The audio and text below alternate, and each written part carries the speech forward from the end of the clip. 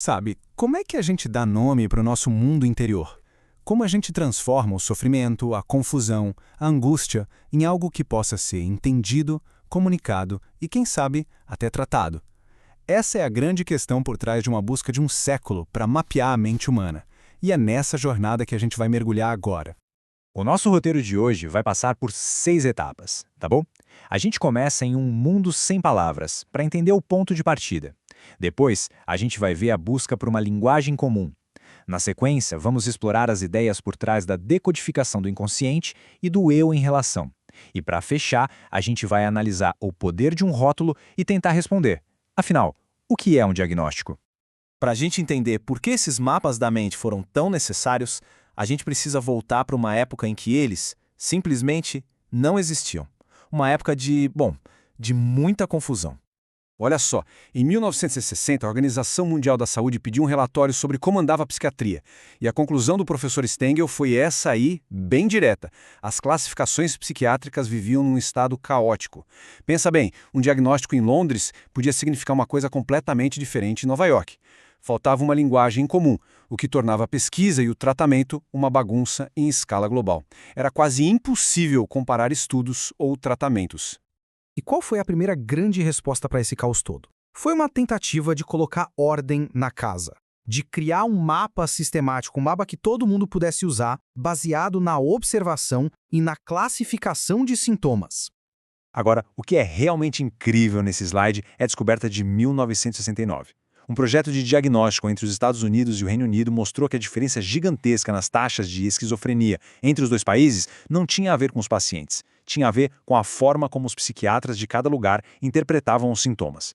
Isso foi a prova definitiva de que era urgente ter um padrão, e foi esse esforço que levou ao desenvolvimento do CID, a Classificação Internacional de Doenças, e do DSM, o Manual Diagnóstico e Estatístico de Transtornos Mentais, que viraram basicamente a língua universal da saúde mental. Mas o que exatamente esses manuais classificam? Bom, os dois concordam em pontos-chave. Um transtorno é um padrão de sintomas que a gente consegue reconhecer e que causa sofrimento ou atrapalha a vida da pessoa. A linguagem é escolhida a dedo para evitar qualquer especulação sobre a causa. O foco é só no que pode ser observado. É uma abordagem bem pragmática para criar um mapa que seja útil, sabe? E para a gente refinar ainda mais a nossa conversa, é super útil distinguir esses três conceitos. A doença é a causa biológica, quando a gente conhece. A enfermidade é como a pessoa se sente, a experiência dela, o que ela está vivendo. E a moléstia é o papel social, ou seja, como essa condição afeta a vida da pessoa na sociedade.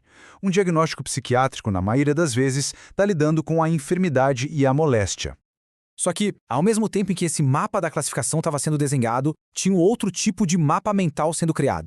Um mapa que não queria só categorizar, mas sim interpretar o significado escondido por trás dos sintomas.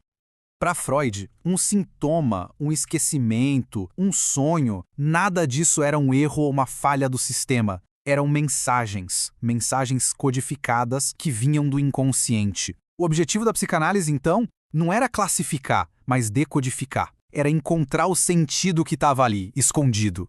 Vamos pegar um exemplo clássico. Uma paciente de Freud sonha com a palavra canal, mas é tudo muito vago, ela não entende direito.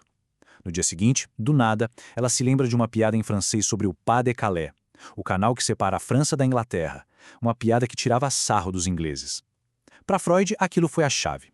Ele interpretou que ali estava o verdadeiro sentimento dela sobre a análise.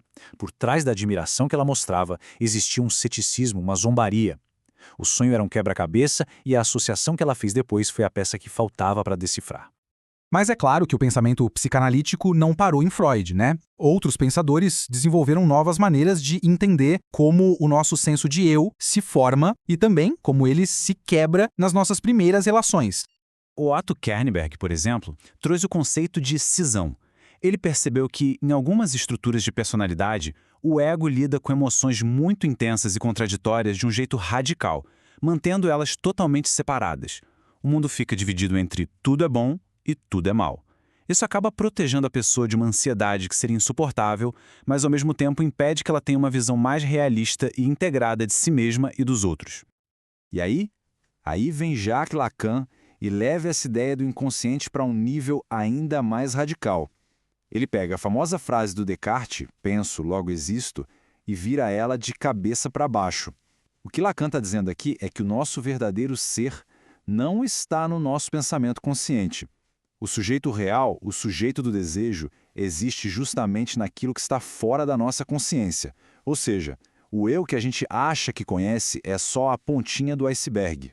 Então, seja um mapa de classificação, seja um mapa de interpretação, a maneira como a gente nomeia e entende o sofrimento mental tem consequências muito, muito profundas no mundo real. E aqui está o pulo do gato. A mesma estrutura que foi criada para trazer a ordem também pode acabar criando limites. Por exemplo, se um remédio novo ajuda na ansiedade, que é um sintoma presente tanto na depressão quanto no transtorno de pânico, pode ser super difícil conseguir a licença para ele. Por quê? Porque ele não se encaixa perfeitamente numa única caixinha de diagnóstico. O mapa, que foi criado para ajudar, pode acabar limitando a exploração de novos caminhos. Esse slide aqui mostra de uma forma brilhante o poder que um nome tem na sociedade. A maioria dos diagnósticos, infelizmente, carregam um estigma pesado. Uma exceção notável é o TEPT, o transtorno de estresse pós-traumático, que muitas vezes é visto quase como uma prova de resiliência. E olha que interessante o que aconteceu no Japão. A mudança do nome da esquizofrenia teve um efeito real e positivo, tornando mais fácil para as pessoas aceitarem o diagnóstico e o tratamento. As palavras que a gente usa para mapear a mente mudam a experiência de quem vive nela. E tudo isso nos traz de volta à nossa pergunta central. Depois de explorar esses mapas tão diferentes, afinal de contas, o que é um diagnóstico? A verdade, provavelmente, é que um diagnóstico é uma mistura complexa de tudo isso. Ele é uma tentativa de descrever uma doença, sim, mas ele também é uma interpretação do sofrimento e, inegavelmente, um rótulo com um peso social enorme. Talvez a questão mais importante não seja qual mapa é o certo, mas sim a gente entender as forças, as limitações e o poder de cada um deles, para, no fim das contas, nos ajudar a navegar melhor o nosso próprio mundo interior.